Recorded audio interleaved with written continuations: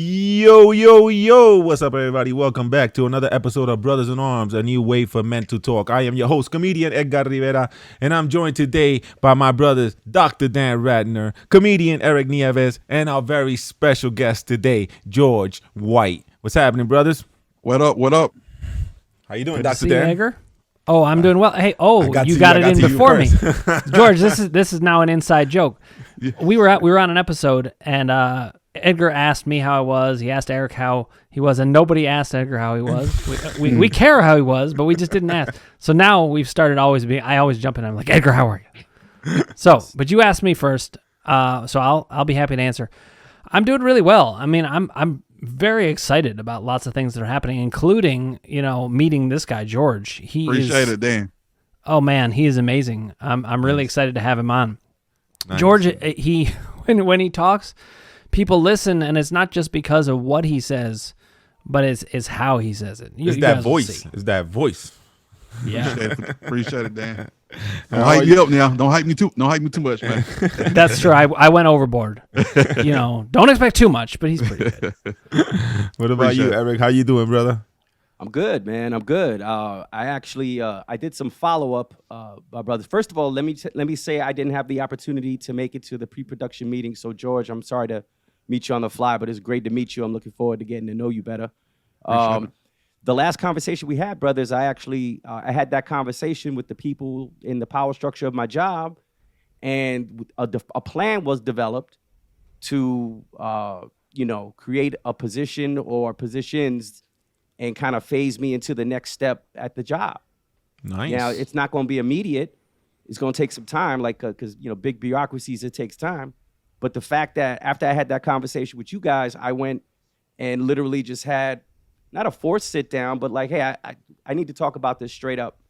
And I got a lot of good feedback on it. And, so some positive stuff came out of our last meeting. So I wanted to make sure I mentioned that because I'm very excited that they were in agreement that I deserve to be at a better place.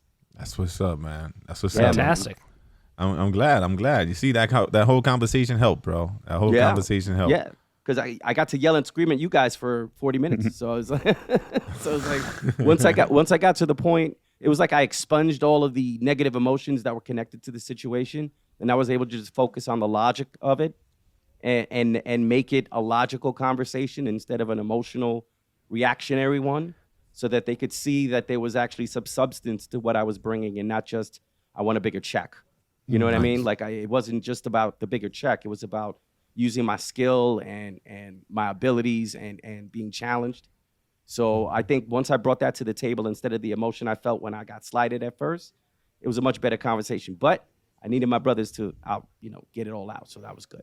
Well, that's great, Eric. And this is part of why we do this show, and George will get you acclimated to this. But the idea of this show really is that, men often in our society don't talk that much. And, we talk, but I mean like talk. Mm-hmm. It's funny. George says, talk that talk. That's one of George's lines. So we're seeing it make a difference to the people who listen to us, but we're also seeing it with ourselves, and maybe most of all with ourselves. Yeah. That's what's up, man. That's awesome, man. So I'll tell you guys about how I've been before I bring George on. I've been good. I've been doing a lot of shows. As you know, I've been hiking.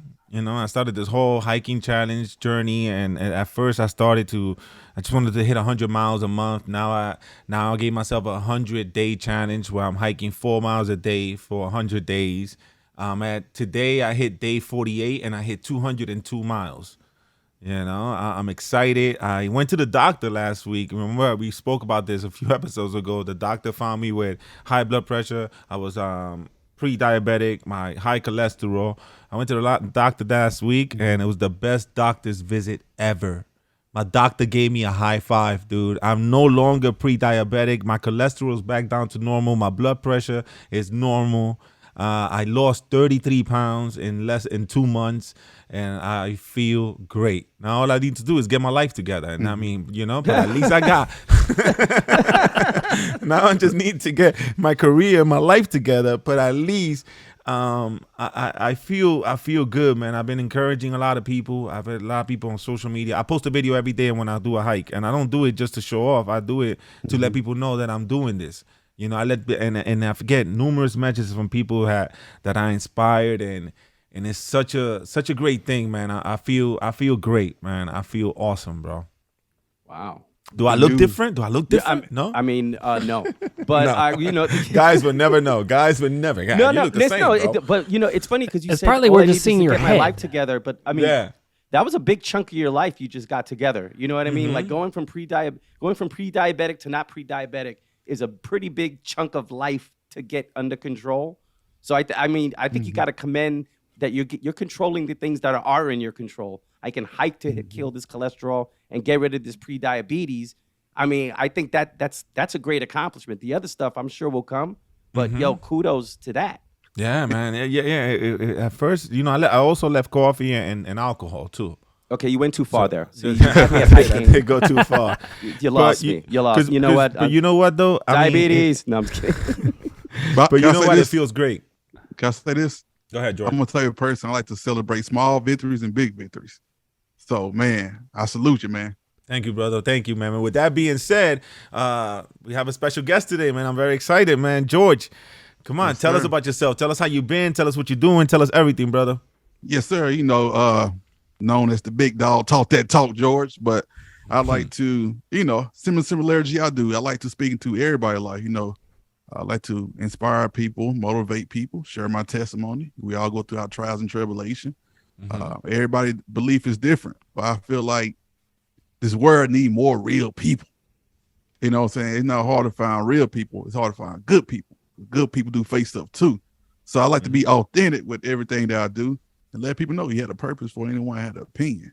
And, you know, I want to give y'all flowers right now because Eric, you were saying something at the beginning of this show that, and Dan was saying it as well, a lot of guys don't come together because we let our masculinity get in between everybody because we grew up in a world where we can't be emotional, or we can't vent, or we can't lean into our brother's shoulder, especially where I'm from. And just to see y'all brothers come together as, you know, different ethnicity, different, you know, different race and group, and y'all doing what y'all doing right now, I pray that this be one of the biggest, you know, podcast show that the world need to hear because you got a comedian, you got two comedians, you got a doctor, you know. That's much love to y'all, man. I love to see that. Thank you, brother. Thank you, man. Thank you, man. Appreciate that. I appreciate that, yeah, as well, man. It's interesting, man. I feel like this podcast had, like I said earlier, man, it's helped me a lot. It's helped me a lot where I still feel that there's certain things that you guys don't know about me. There's still certain things that, you know, we always hold back. As a man, I don't think we could be completely 100% honest. I don't think, you know, I don't know, Dr. Dan, if that's a thing, but to be 100%, completely 100% honest on how we feeling inside, it's hard enough as it is. But I feel like it's working where I'm like, okay, you know what? It's changing me. Now I don't hold it back. And what happened to Eric on the last episode is like living proof. You know, it was like, boom. At the moment, you know, as men, we're so tough. We like, but then you know what? If we find the right person and you could open up a little and just talk, that shit can make you feel so much better. And that's what we're doing here. Hopefully, show the whole world that it could be done. So let me jump in because I was thinking this is a really interesting question, and George, you'll I'm sure have a very interesting answer about this. The question essentially you're raising, Edgar, is can men at least get themselves to be fully who they are with other people? And I will say, I pretty much do that. I'm not holding much back. In fact, I wore this shirt. You guys know I talked about this shirt even last episode. I'll show it to you. Hold on. Here you go. Be you. They'll adjust. Okay, so when I saw this shirt, I was on Facebook and I saw this shirt and it popped out of me because it was red, but it also what it said. And I was like, yeah, I gotta get that. That's kind of my way of living. George, I think this is more your way of living too. Yeah. Can you talk about it? So when you know who you are, nobody can tell you who you're not. Yeah, I think this here as well, Dan, and everybody on here. Like when you're not built on honesty, you don't know how to live in truth. And it's almost, it's not impossible, but it becomes hard for you to know who you are if you're not living in your truth. So for you to be able to speak to the next brother or whatever, and, you know, chop it up, shoot the ones and twos, and be hard because it's nothing about you of knowing who you are because you haven't been living who you are. So if you be you, they will adjust. You don't adjust. You don't have to always adjust to them because of you don't know who you are. You know, a lot of guys feel intimidated, and I'm gonna speak as in a collective group as when men get together. A lot of dudes feel intimidated by the next man, and the reason why is they don't create it this way. If this man had this, he's bigger and higher. He's a high value man. If this man don't have this, he's not a high value man.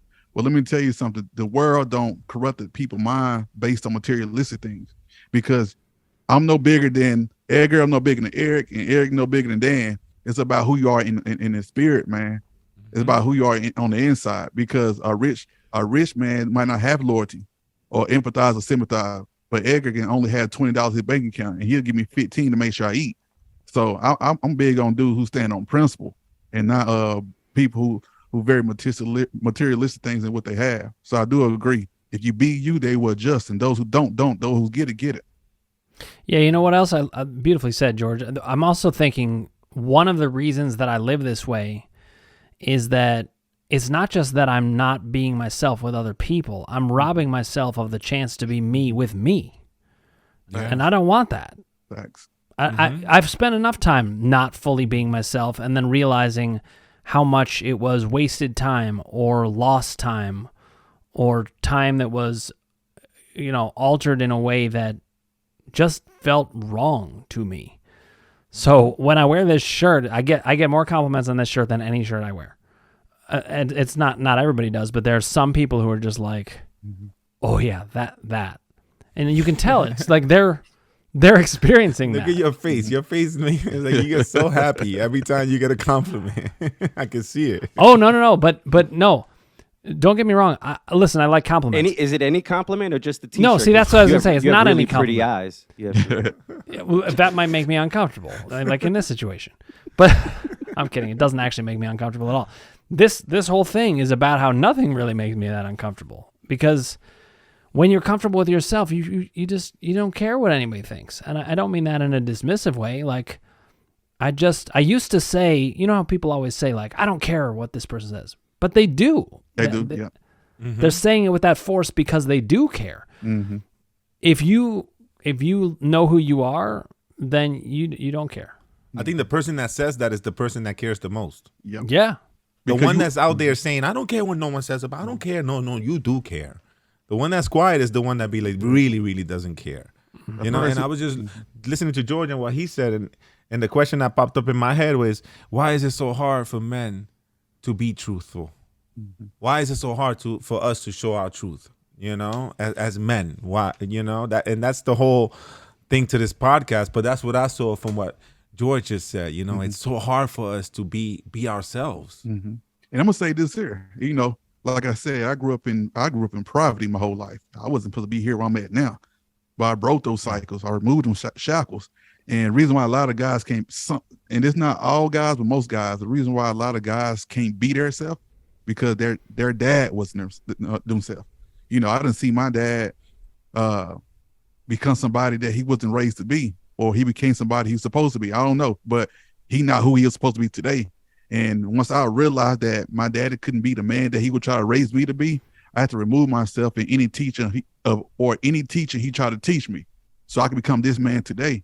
I don't think people understand that as well, because you can't keep going through life and not trying to solve the problem or try to correct the issue with what you're battling with or what's changing you or altering your behavior or demeanor, because you got to get to the root cause of everything. Like, I don't know you, Edgar, but I feel like I can come to you and shoot the ones and twos easily. Same thing with Dan and Greg. And that's why I say, like, what y'all doing right now, man, I just hope 1,000 people watch this, because this is a deep topic and it's an important topic.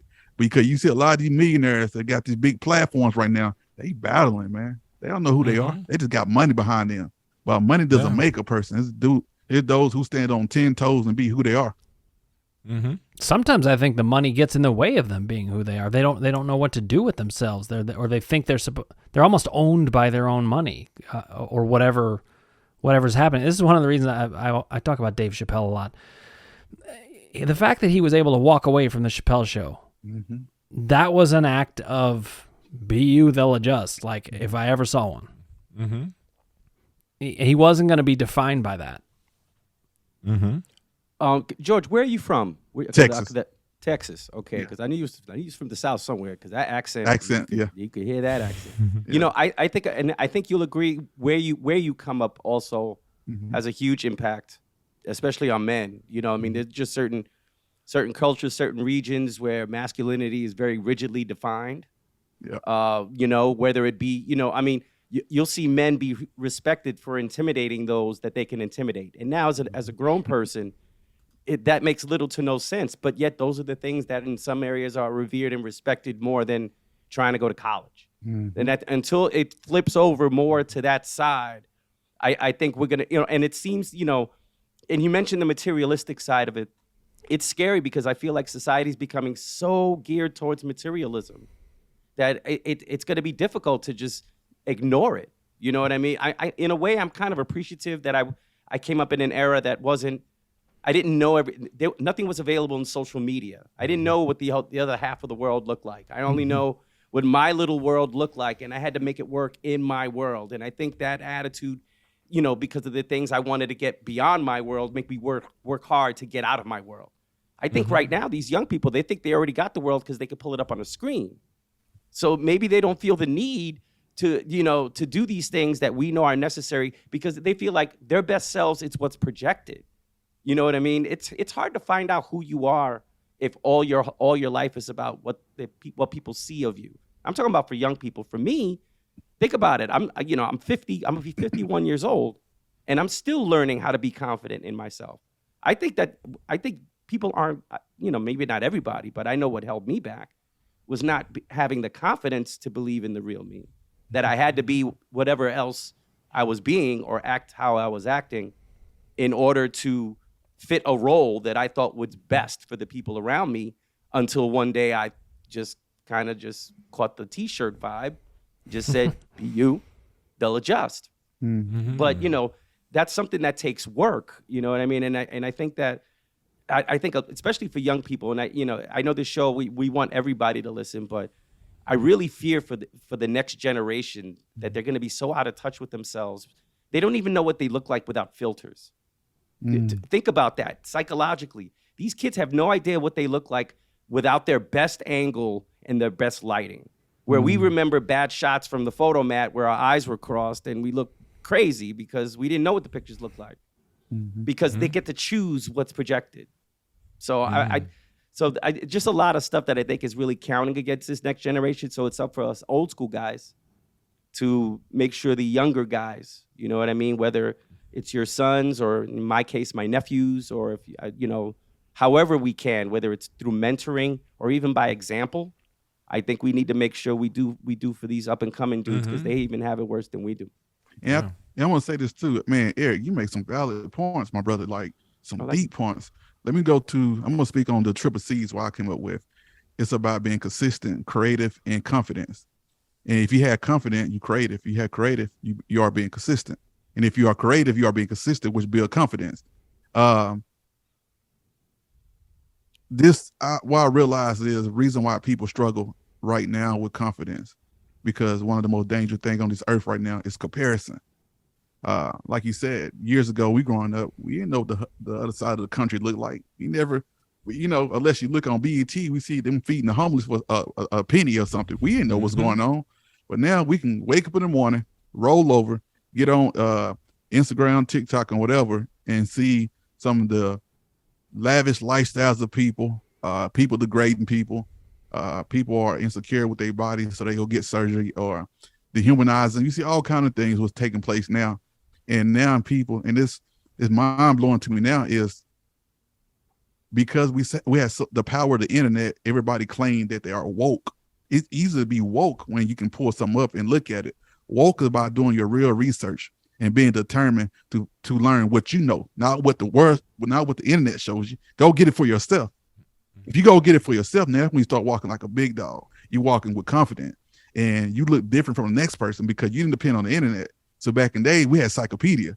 You know, we had to go to a encyclopedia and different things like that. So, and I'm glad I went through what I went through in the early stages of my life mid, late, or whatever, because now like people, they see me like, dang, you just seem confident. I said, man, I'm blessed. Wow, you got a house? No, because of I'm here today. The brother that I grew up with not here today. So I get to make a difference today. I get to speak to you, Eric, Dan and Edgar. So that's where my confidence lies at. And I'm not in competition with nobody. I'm just here to get my point across. And that's why just to see a lot of these rappers passing away, getting killed or whatever, because being financially stable not enough no more. People want to have the biggest necklace. People want to have who can hold the most money up on their arm. And it's like, it's mind-boggling. And I have a 19-year-old son, I told him, I'm proud of you because you're not trying to be what the world wants you to be. You been who God called you to be.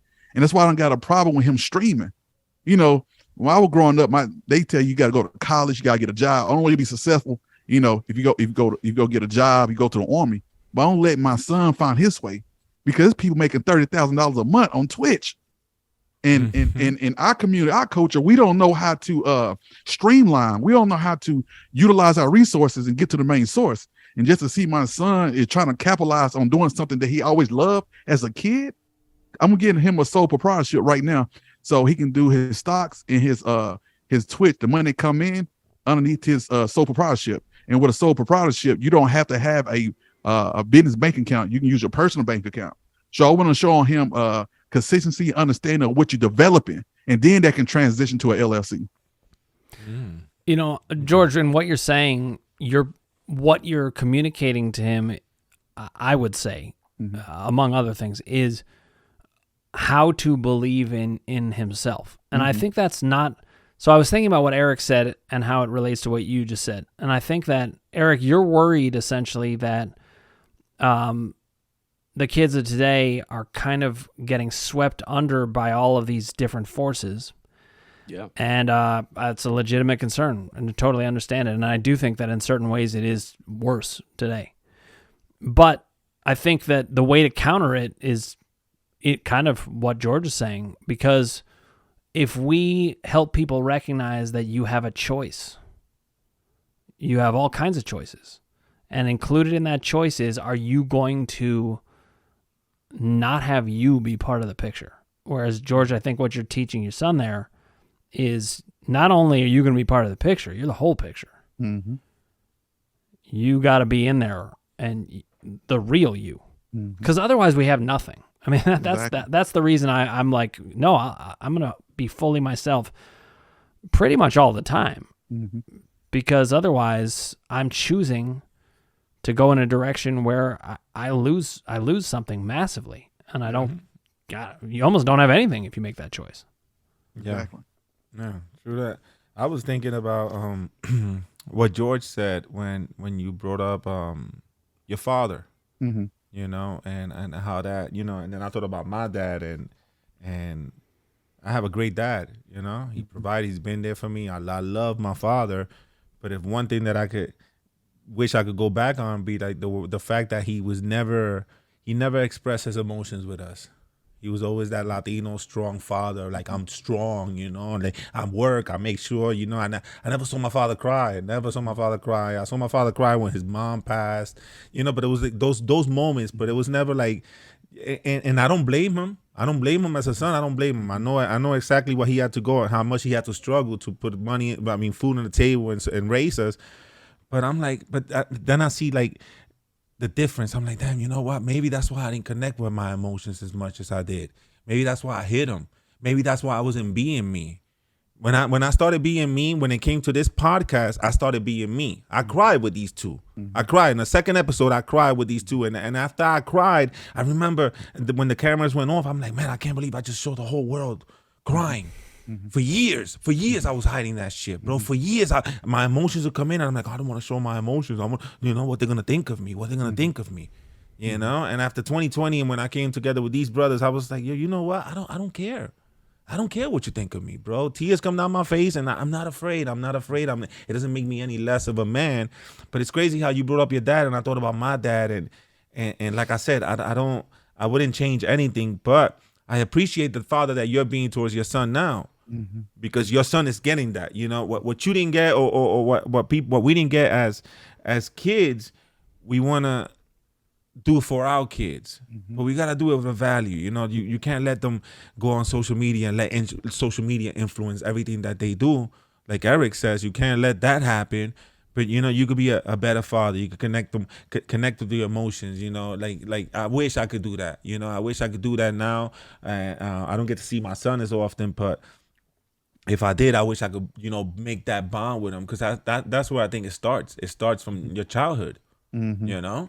You know, and you got to. Me and my wife just speaking yesterday. Sometimes we break in cycles. In your time of living, you might not reap the fruits, but the future generation might will. And what you're doing for your son, showing your emotions, you did something for the world. And your son, hopefully, see it as well, that you was able to tap into a space in your life to allow you to be emotional. See, God wants you to be emotional, not by yourself, but He wants you to be emotional in front of everybody. That's why it only happened when you got on this podcast. See, I believe in things happen for a reason. Because if I knew you for 20 years, I knew that you never cry, and just to see you get on this podcast to share your emotion with me and other people that you don't know, that means you tapping into something that you never tap into for. And I tell people, before the enemy can destroy you, self-destruction is one of the most dangerous things as well. Yeah. You destroy yourself before the enemy can destroy you. But when you know who you are, nobody can tell you you're not. And then you walk into that new season and become a better person for yourself, so you can be a better person and better father for your kids. So I respect that. Much love. Oh, thank you, brother. Thank you.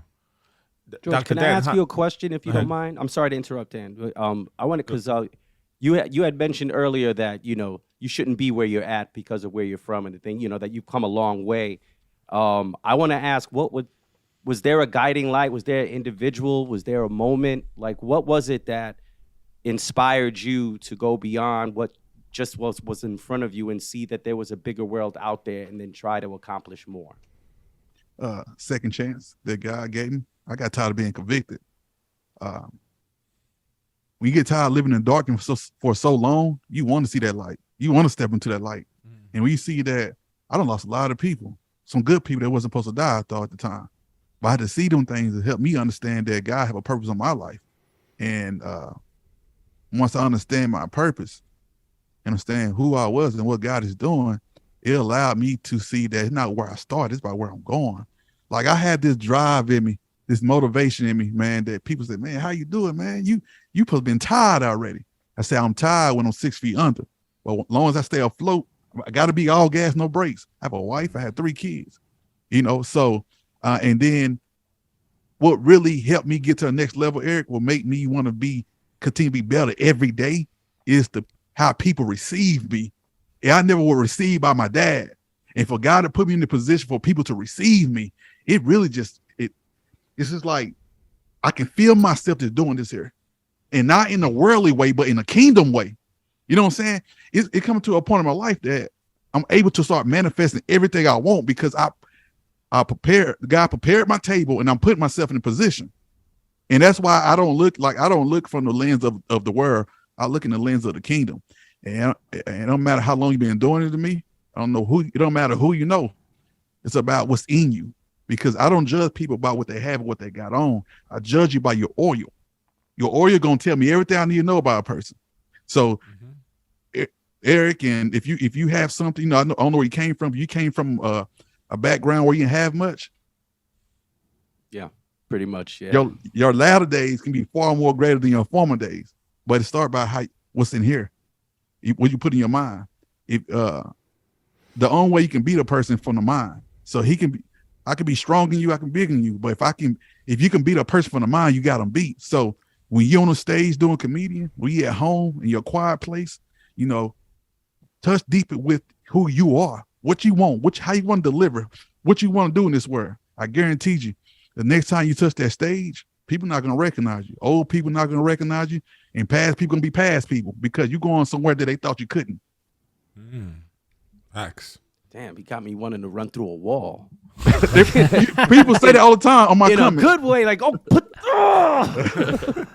People say Yo, that all the time. it's obvious why you're referred to as the speaker. I mean, my goodness. Have you always been this good with words your whole life, or is this something is this a skill you've grown and developed? I mean, because you're very powerful when you present yourself. Sure. This is what God gave me. I realized I had the spiritual gift at the age of 3 or 4. And my mom, we didn't grow up in a family where, we go to church and God, so it's something I battled with and know who I was until I got older. I went through a lot of stuff. I used to be in the streets. I used to gang bang. I used to do all this. The enemy tried to take me out because I had a higher calling on my life. I was spiritually connected. But, when you're spiritually connected, nobody don't help you with it. You get lost in the world, but God knew he was doing. And, like he said, he knew me before he formed me in my mother's womb. And you got to go through to get through. And the only way you build strength is by getting tempted. See, God don't tempt, he tests. The enemy tempt. So I had to go through my 40 days of, being, going through what I'm going through to come out in the power of the spirit. But when I came out in that power, I have that power now. And now I know what God is showing me and what he's telling me what to do. So, yeah, man, it really started. I started this in 2018. And let me tell you how much, I know everybody's belief is different. Let me tell you something. I started this in 2018. I had no followers, but God told me I had to do this. And I'm like, man, it's tough. I got a family, this and the third. So all the way I was doing this and also working, and God will put me in places at jobs, not for me to have longevity there, but to equip myself in my calling. What you mean by that, George? Sometimes to be prepared for your highest level, you got to go through some things to teach you something about yourself. You have to learn something. So when you start elevating, you be this big blossom perfect person that you need to be in your purpose. So working in the call center, my biggest struggle before was speaking. I used to be nervous. I didn't speak well because I'm from the streets. I spoke with colloquialism, street terms, so when I met my wife in 2014, she from the East Coast and she taught me how to speak. So I can turn it on and turn it off easily because I work in the corporate office. My wife taught me. So that's what God prepared me in the corporate office from 2016 to 2021. I have no degree, but I have a PhD in common sense and I have a PhD in believing God, and my degree renew every day. And when God allowed me to keep coming to the different corporate world where I'm making this amount of money, and 4 years later, I'm a production manager working with doctors. I left that job September the 16th of 2021. I left a job making over 6 figures with no degree. The same cat from Property, the same person that lost an $80,000 scholarship for football. I lost myself when I lost football, but I found myself when I lost football. Listen, I thought I lost myself when I lost football, but I found myself when I lost football because football was my purpose. God was showing me that the most dangerous man on this earth is a man who can make money with his hand and his mind. When you can make a living with your hand and your mind, you won't be beat. So God allowed me to go through what I went through to be here where I'm at now. So when people say big dog George or big speaker or talk that talk, that comes from everything I encounter that make them words more powerful. So that's why I say talk that talk, George. That's my affirmation word. My affirmation word is different from the other motivation speakers and everybody else. God, I speak life into you. I ain't gonna always tell you what you're doing wrong. I speak life into you. Talk that talk, George. Big dog season. Turn them up, George. I look in the mirror and tell myself that. So you got it. That's got to be your affirmation because nobody gonna do it for you. Nice. George, one thing. Oh, go ahead, Eric. You ready to run through another brick wall? Well, it's interesting that the way that the way it was almost like a rallying call. I should have known that because that almost sounded like football players in a huddle before they're about to go into the game, and they're amping themselves up. And there's one thing I know about the state of Texas is that I don't think there's a state in the country and probably nowhere in the world where football is more important than the state of Texas. Like a religion. I mean, folks, if you're not a sports fan, you do not know how deep Texas runs how football runs deep in Texas. So I can imagine. Real? Huh? Oh, listen. I mean, let me tell you something. It's a passion. I've only visited. I have some friends that live in Houston, but Houston, it's not Dallas. Houston's okay, but it ain't Dallas. But just it's from Pee Wee to high school. It's not even the pros, guys. It's like Friday nights, town shut down in Texas every Friday night. The entire town, it's done. I can imagine how difficult that was to make the change. But I see you using some of that attitude in your speech and the way you present yourself. So I just wanted to point that out. Do you guys watch Friday Night Lights? Well, it's I've never from seen a while it, but back. I've heard about it. I'm not talking about the movie though. I'm talking about the show. The show, yeah. Either both. I've never. You haven't seen it, George? Now the show. I seen the movie. because that's in Odessa, man. Texas. But I Yeah, ain't no, seen no, the show. the show is so good. It is. It actually is. I saw it. It's one of the best shows ever. But and it's all about what we're talking about here. And George, I love the way that you talk about lots of different things. But one of the things that I love is that the balance between your religion and your belief in you, I think, is in the right place. Because a lot of times you'll hear people and they're out of balance in one direction or another. Mm-hmm. So there's some people who they can feel confident in themselves, but they don't see a connectedness to the bigger picture, or they don't feel that any of it has anything to do with something they should feel gratitude about. It just feels like it's all just them. And then you've got people on the other side who I think they see a religion that leaves them in a passive spot. And the way you talk about it is so inspiring for many reasons, and I think this is one of the reasons so many people follow you, is that there is a role for all that gratitude in the bigger world and a God, but you also know that you have a purpose, and really that's what that they'll adjust is all about. It's the fact that we have an active role to play with ourselves, and in your way of thinking about it, George, I would think you are basically saying that God gave you that opportunity, but you do have to take the opportunity. You have to go ahead and inhabit who you are. And I can tell you, I've never been so happy as when I'm, what they say, walking in your purpose. Like when I'm doing that, when I feel like I'm here doing what I'm supposed to be doing, in any variety, could be in helping people with chronic pain and other symptoms. That's part of my purpose for sure. But I also have a purpose in being here in ways that are like, here I was in an office talking to people about therapy-related things, doing good work, but inside me, I'm also like funny and creative and musical, and I can't just do this. Yeah. Now I say that I'm radiating myself out into the universe. I like that. And that's what you're talking about. I do agree, Dan. Let me speak on that as well. Hey, I went to a similar situation with you, similar situation that you went through, because when you work in the office, you have to be such, especially as African American, because we got to show more, improve more, to show that you are worthy of, can you keep up? So when I started in 2018, I didn't have this confidence I had as a speaker, because I focused too much on the message, how it come out, and how people receive it. And then I think I'm being too corporate, speaking. Nobody won't know, hey, do this. Nobody want that. They want that raw and rugged, that authentic. And I didn't really tap into that until around 2021, where really my creativity really transitioned around July of 2021. And then when my grandma passed away on my birthday on September 23rd, that really turned me up. And I say that is, you find out who you are in tough situation, or you find out what you really want, what you really love when you're back against the wall.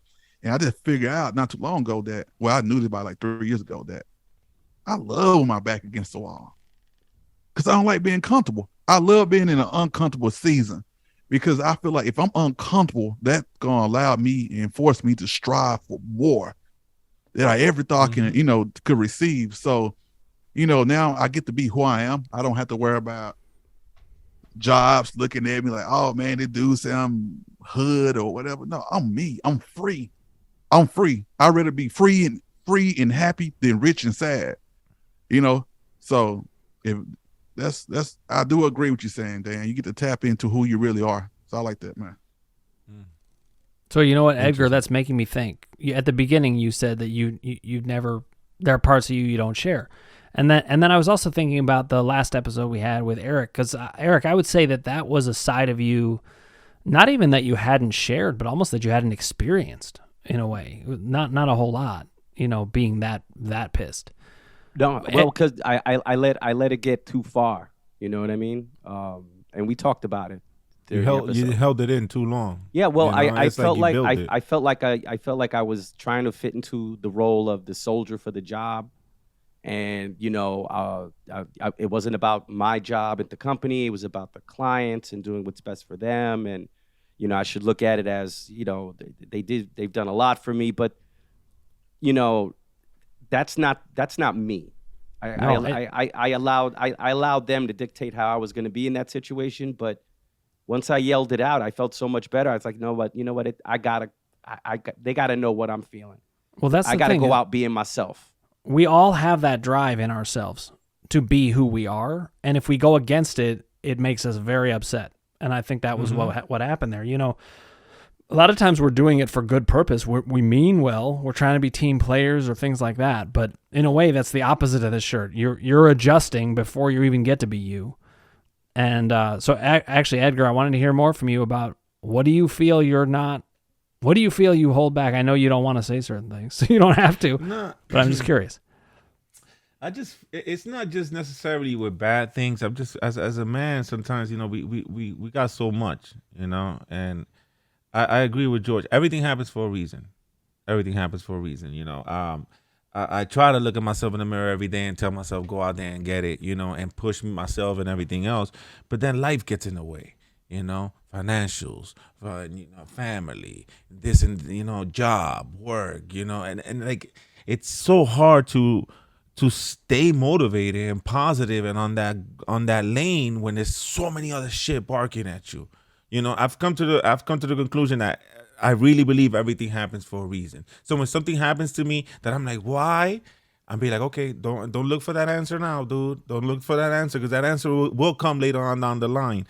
But what I meant by it, Dr. Dan, was, there's just, as men and looking at what happened with Eric last episode and how frustrated he was and how mad he was and then he talked about it and then we don't know how I would have loved if his camera would have never gave up to see the look on his face because his face was a completely different person as to where the show ended. But I there's certain times that no matter how much I want to share with everybody, I still don't. I still hesitate. That's what I meant by it. Yeah, you meant more hesitate, that I wouldn't tell not you that guys you don't anything. tell. Yeah, that I don't tell. Yeah. That I'm, as much as I'm sitting here preaching to you guys that, as men, we need to talk more. As men, we need to find that plug, find that circuit, find whoever was going to be there to listen to you and get it out. There's times that I don't. And I still battle with that. Yeah, and that's what I meant by it. I don't mean it like I have secrets that I don't want to tell you guys. Yeah, it's not about that. But there's certain things that, yeah, man, in life right now, bro, comedy, this up and down with the line of business that I pick and entertainment and the ups and downs that come with it, financial problems, it's hard. It's hard as a man, and I'm looking at everybody out there looking at this. Yo, it's not easy. It's easier said than done, but we could preach it. But I agree with George. We got to keep preaching it in our head and telling ourselves, we got this, we got this, we got this. No matter how many blocks or obstacles get in our way, walk around that shit and keep going, man. So I didn't mean it. Like I said, and it's not like that I was hiding things from you guys. It's just that to me, it's just so hard to be honest 100% all the time, And and the sad part is, it's hard to find men to confide in too. Mm-hmm. I'm glad I got you guys. I'm glad that I got you guys. And now George messed up. George just followed me on Instagram. I'm gonna vent out to George all the time now. But it's hard to find those moments within men because most of the time when men hang out, we're watching a game, we're in a sports, we're in a football, and doing a manly activity, and it's very hard to talk, And that's what I'm dealing with now. Let me. I got an answer for that. And then I'm gonna ask Eric something after this here.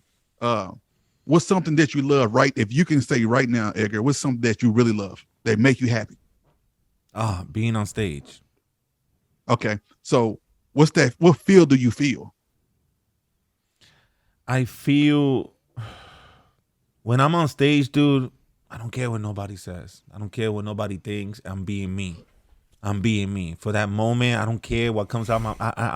I've never felt so free as I feel when I'm on stage with a mic in my hand, trying to make people laugh. So what you need to do when you're at home, when you're not on stage, stay in that zone for 21 days. The way you feel when you're on that stage, when you're at home, because when you think about that feel on stage, it's going to take you away from the financial things in life. It's going to take away from the reality of life. So you can really tap into what you really love. it's gonna lift your vibration, your aura about you. Because what happened is the negative energy and the enemy creeps up on you within your mind and give you that. Sometimes you feel sluggish. You may want to sleep a lot. You might want to overeat a lot. You snap easily. That you usually didn't even snap so quick, but now you're snapping easily because you're not putting yourself not in a physical form, but in a mental form, in a safe place. You gotta find your safe place, and not in a physical form, but in a mental form. So when you find yourself in a safe place in your mental, everything around you gonna feel different, gonna look different. Your aura about you gonna be different. And when you get back on that stage after 21, you do that for 21 days, you're gonna see a difference. And when you get back on the stage, the crowd gonna feel you different. I'm like, man, it's something different about Edgar, man. What's different about Edgar? Because you allowed that energy, that positive energy around you to be magnified and glow in a way it's supposed to 5 years ago, but now it's a reason why you're doing it now. And anything you do for 21 days will be good or bad, it's gonna become a habit. That's why I'm teaching you to create a good habit, and that's gonna really get you to the next level. Because I do agree, being a man, I know a woman, a woman do a lot as well with the kids, this and third. I do not minimize that, but as a man, if you don't have nothing, you look down upon. As a man, if you can't provide, you consider weak. No, a weak man is a man who tells himself that he is weak. A weak man who say they can't. A weak man is not those who have less than the other. We gotta quit making the next dude feel inadequate based on the things he don't have yet. So people judge you about your current possession. You can have it right now. Doesn't mean you might have it 5 years from now. And you can have it 5 years from now. We got to quit. So we got to look into our brothers, man, listen to confining our brothers, say, hey, this is what I'm battling with. And this is not weak. You can show your emotion. And a brother should be able to say, you know what? Let's just sit down and just talk. Let's just sit down and listen. Let's get away from the world, man. Because we can say one brother, that's another father we still have in the house. People don't look at it like that. What value does a man have in being in a house with his family, but he's not mentally there? He's mentally dying. He is a dying soul that's living. He died 10 years ago, but he didn't get physically buried till 10 years later. People die every day. They don't physically die, but they mentally die, physically die. And people walk past and don't even say, how you doing? Are you okay? But you be the one to speak life into other people when you're battling with your own stuff. So I salute you, man. That is true, bro. But what you just said there at the end is true, man. We always trying to help out other people and everything else, and then we neglect ourselves, man. And I mean, I'm grateful, dude. I'm grateful for this. I'm grateful for this podcast. Once in a while, I'll go out on the show and I'll meet a guy who'll talk to me after a show, and I guess as men we gotta step out. We gotta step out. You can't be that machismo. You can't be that strong. You know what? When you see someone, show them your true colors, bro. Like I tell people, man, open up a little, open up. Don't give them everything, but open up a little. See how that person takes it. Maybe that is strength. Like I think we also have to redefine strength. We've been taught what strength is. I don't want to take society's word for what strong is. I want to decide that for myself. And then I want to bring that to the universe, because it could be, and I know this happens, that somebody's looking to somebody to show this is strength, that opening up is strength. We're doing that on this show. And the people who watch it and feel that, they may then go out and do that for other people. That's what this shirt does. People see it and they're like, oh yeah, no, I'm going to go do that. And then they go pass that on. Yeah. And like we said this numerous times before, man, not everybody's going to be your person. And because I open up to you and you don't listen to me or you don't acknowledge it the way I expected you to, don't mean that you're not my boy, don't mean that you're less of a friend, you know what I'm saying? You're just not my person, and you keep moving forward. And sometimes you do that with people, man, where you open up a little and I like to do it to the ones that are really tough. The men out there who are like, yeah, those are the ones that, you test them. You're like, okay, let me show this guy some emotion, see how he takes it. You know what I'm saying? And he might hold it in, but at the end of the day, when he goes home, trust that he be thinking about you. He be like, oh man, that fucking, and hopefully that's what we plan to do with this podcast, where we plant the seed. I don't expect you to change overnight. I don't expect someone to see this podcast and be like, yo, tomorrow I'm telling everyone everything. That's not going to happen. But at least if I could plant the seed where I could be like, yo, you know what? It's okay to talk. It's okay to let it out. You know, it's okay to speak, man. I mean, it's a powerful thing, bro. It has made me a better man. And what you said earlier before about the 21 days, thank you. Thank you. I'm gonna definitely try that, George. But, you know, I remember, I think I told you this, Dr. Dan, and it wasn't even on this podcast. It was on your Mind Body, where I told you, I want to be the Edgar that I'm on stage every single day of my life and every moment. I want to feel like I'm on stage every moment of the day. And that's the goal. And you just made me realize that, George. Thank you, because you just opened my eyes to that. Like, dang, you know what? I've been telling myself that, but sometimes we tell ourselves things and we brush them off. We forget the chain that a commercial comes on and you forget about it.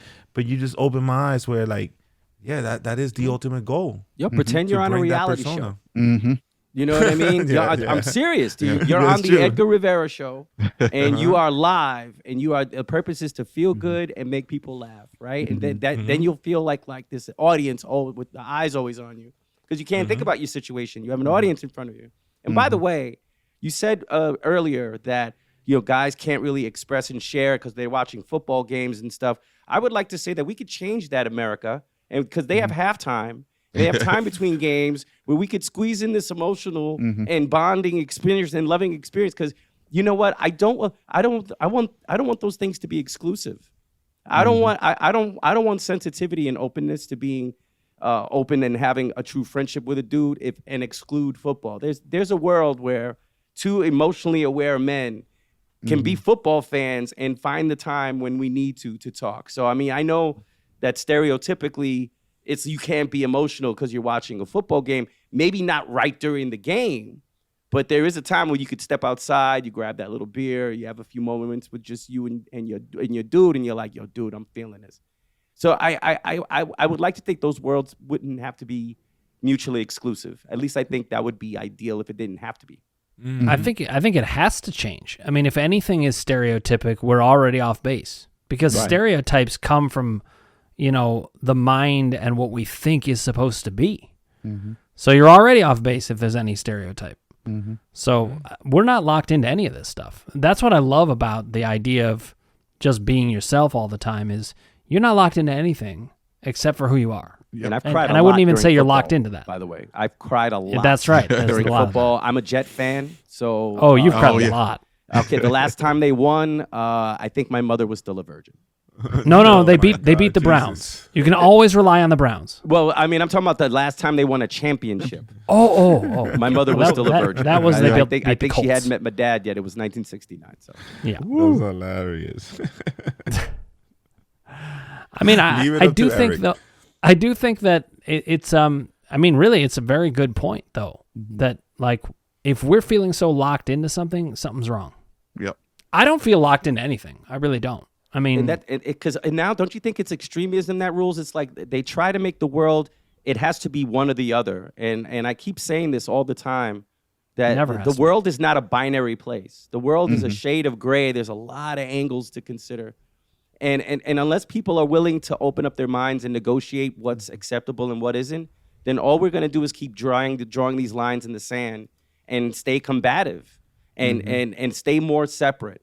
And it's like, this is why I like what we have, because we're really people from completely different backgrounds, raised in completely different ways, but we found a common ground in the desire to communicate and wanting to pass that on to others so that others can communicate. You know what I mean? It would have been real easy to just do a joke fest podcast, and we do try to bring humor to every situation, because I do think, like Edgar will always tell you, laughter is the best medicine. But that's not the focus of what we do. If we can have a little bit of humor, then that's fine. But I think, like, what's wrong? Like, just like my example, what's wrong with watching a football game and then still having that conversation? They don't have to be exclusive. You can be more than one thing. You could be a huge football fan and still emotionally open to your friends and family and your loved ones, because they don't cancel each other out. Only if you let it. In my opinion. I think the worst feeling in the world is holding something in. Yes. It's one of the worst. worst feeling in the world. To try to go out every day and be you, but deep down inside you're holding something that you're afraid to share with the world. Like when we first started this, it was like we talked about how sometimes men don't share because we're afraid of the aftermath was gonna come with it, how people are gonna see us, how they're gonna judge us, how what they're gonna say, and all this bullshit. But you know, the worst feeling in the world to me is going every day knowing that this is hurting me inside. And for years, I lived like that, bro. For years, until this podcast came out, bro. And I'm telling you, I preach and I everywhere. Every time I see a guy or a friend of mine, I'll be like, yo, how you doing? I'll be like, I'm good. Nah, bro, how are you doing, bro? Like, I'm giving you that pass to tell me how you doing, bro. Because people say, I'm good, I'm fine, I've been better, all that bullshit. So how you doing? Because I could honestly look at people and I could tell when something is bothering them, man. I feel like I have that. Like, I'm real good on vibes, man. I'm big on vibes. If I'm talking to you and I could feel something is off, I'll ask you. I'm not gonna pressure you. I'm not gonna say, yo, tell me, well, something's wrong, you know. But I'm be like, yo, I'm gonna give you that. I'm gonna try to open that gate where be like, okay, it's okay to tell me. If you don't want to tell me, then it's okay. But then hopefully next time you be like, oh, you know what? I could talk to Edgar. You know, Edgar looked like he would definitely listen to me. You know, so it's crazy how we live like this as men. How we're so afraid of how people see us and how they're gonna judge us or what they're gonna think of us, that we can't be ourselves, and it sucks, bro. It sucks. But I'm learning every day to be me, you know, so people could accept who I am, like Dr. Dan's shirt. They will adjust, and every day is a battle. You know, I'm not perfect. I will never be perfect. I will never feel complete, because there's always going to be growing. We're always going to grow in no matter what. But I feel good with the person I am today. You know, and if I have something bothering me, and these two could tell you, dude, I mean, I'll tell you guys in a heartbeat. You know, and I'm grateful for it, man. So for everyone listening, man, yo, dude, just let it out, man. Let it out. So that way, when you do focus on that big picture, then you could do it with a clear mind. You know, that's what I think, at least. I like that, man. George, when people ask you how you are, do you feel that it's easy to answer that? Because like that's a moment where you potentially could be aligned with yourself or not. I'm just curious, like, how do you answer that question? Because like, yeah, go ahead. I really don't have to tell them who I am, because they see who I am, you know? Yeah. And I think those who I got to tell who I am is because they don't want to see it. Good point. Nice. You know, that's interesting. The moment you pose as a threat, you become a threat. And some people like to challenge you, and those who going to ask you want to challenge you because you are where a person want to be at. So a lot of people trying to challenge you and you know, and trying to ask who you are, but a lot of people they know because of how I show it. Nice. By the way, that. George, I just want to say we've had, I think, 2 guests, but I just really appreciate you, not only for what you're saying and how you're saying it, but you have the best background that we've had as a guest since we've started. And it really feels like we have our first CNN correspondent on male emotional. You know what I mean? Because he's got the city in the background. It's like, this is great. He actually looks like, we're calling in live. It's George White, live from Manhattan.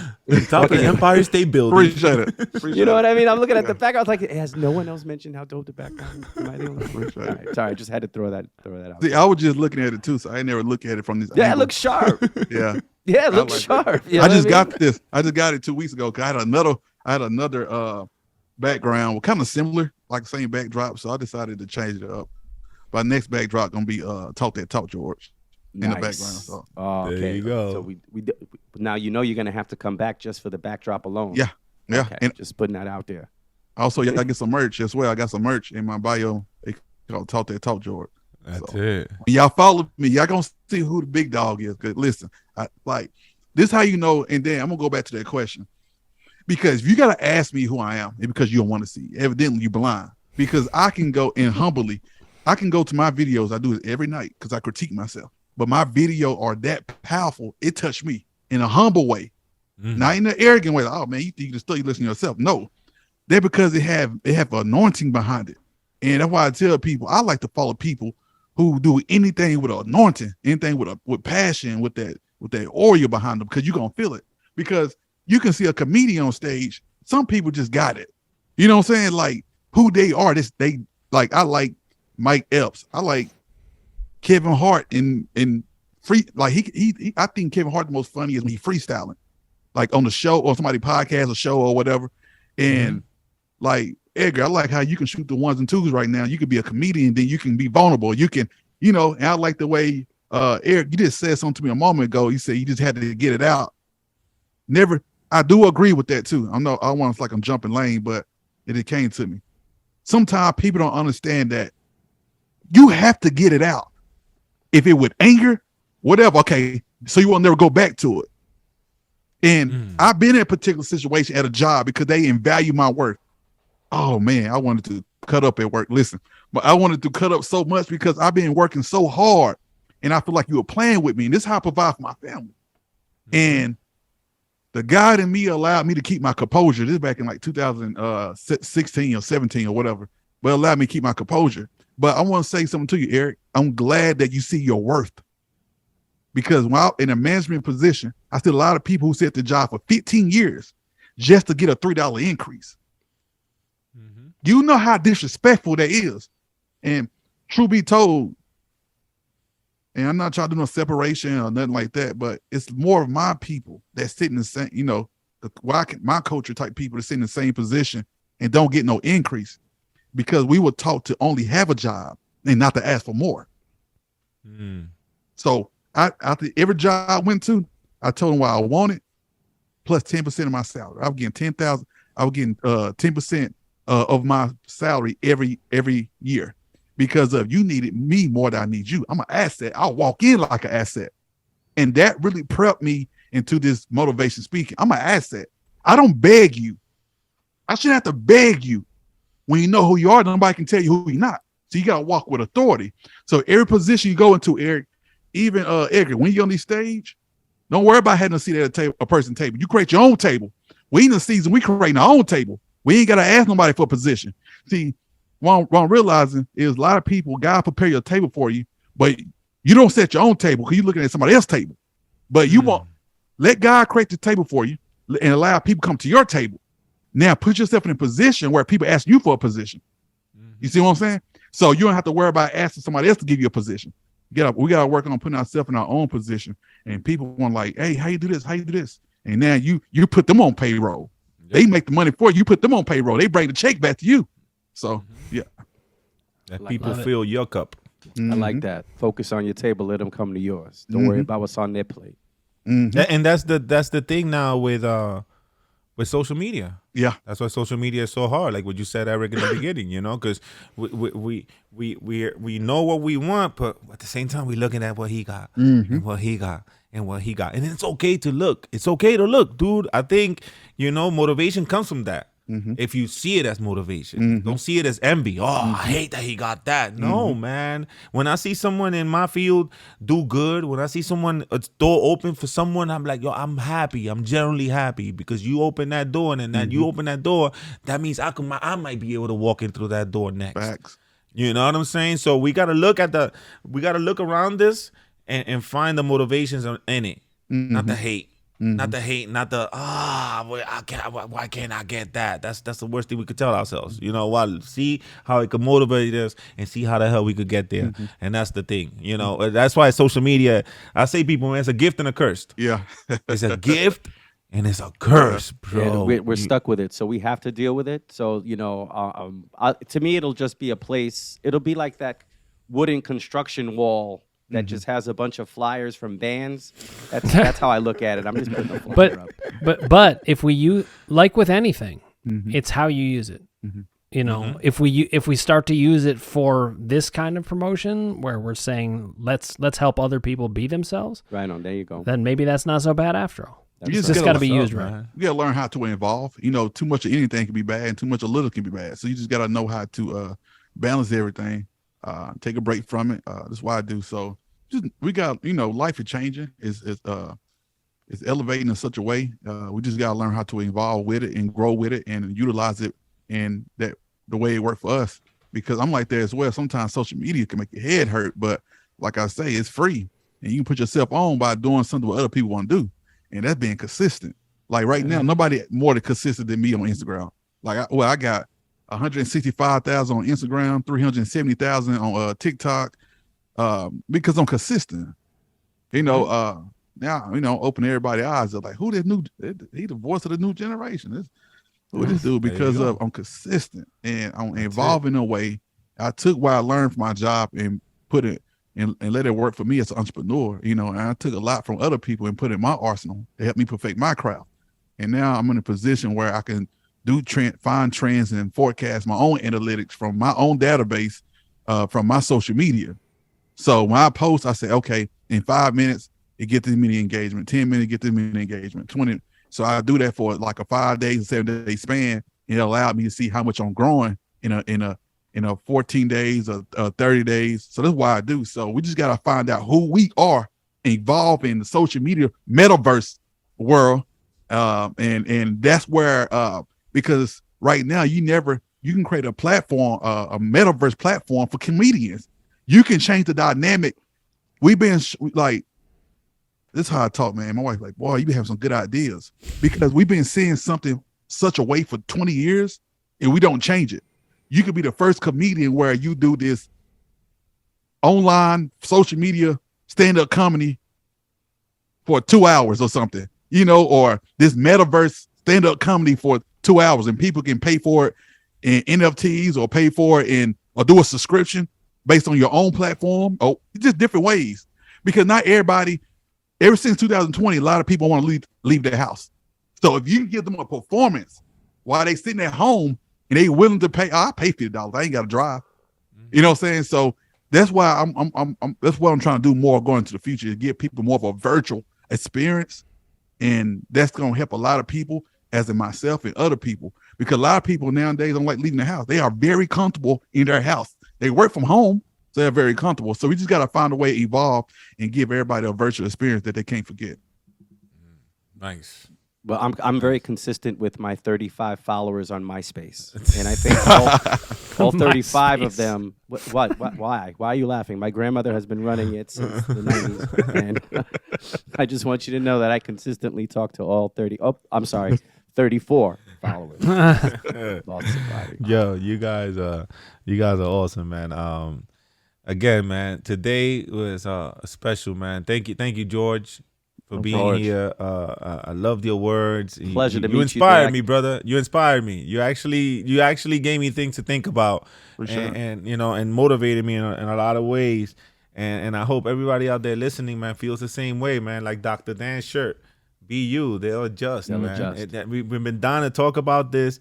And I'm pretty sure we could stay here for another hour talking about this. Probably, yeah. But at the end of the day, bro, just be you, man. Mm-hmm. Be you, and look at those other things as motivation. But at the end of the day, we have to be us, yo. Yep. So if anyone else has anything to say, Dr. Dan, I'll let you take us out. I'll take us out, but I will say George being here for this particular episode is special because it's so in line with who he is. Yes. And I just, all three of you, I love knowing who you are, and I love sharing who I am with you guys. So thanks so much. It's been awesome as usual. All right, guys. Thank you. Thank y'all for having me, man. Appreciate Yeah, it. thanks for joining us. brother. It's not the last follow time, George. y'all. No, I'm Follow coming George. back. I want to see the next backdrop.